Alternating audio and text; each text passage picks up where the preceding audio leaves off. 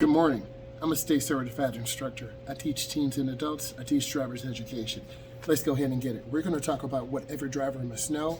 And the chapter we're on today is chapter 7, and this is emergency situations. So we're always faced with emergency situations, and we need to be able to drive slowly. You as a driver will be faced with very unusual situations. Example would be young drivers and teens are very uncertain on their skill set behind the wheel. So if you're a beginning driver with less than 10 years of experience, you need to be digesting my content. Emergency scene ahead. These are construction signs.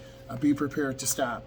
And then also we have to deal with aggressive driving. Aggressive driving, someone who is driving excessively fast or excessively aggressive, where they're cutting off cars, speeding behind cars, or stopping real hard. This kind of upsets the balance.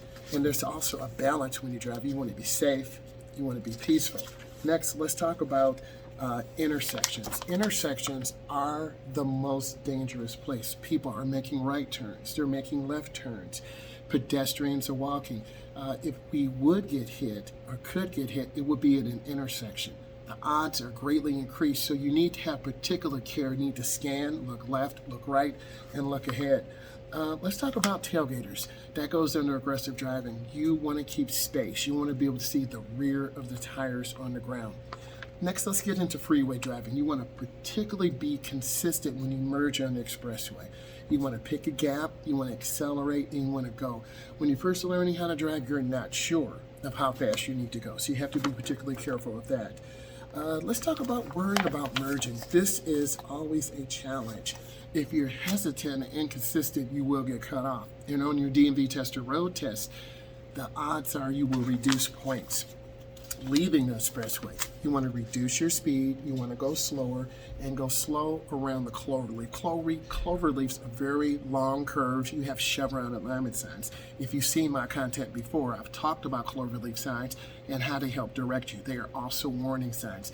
They are yellow with the background and black letters. Those are your typical warning letters. Let's go ahead and continue. We're almost done. Let's talk about driving in the fog. This is particularly important.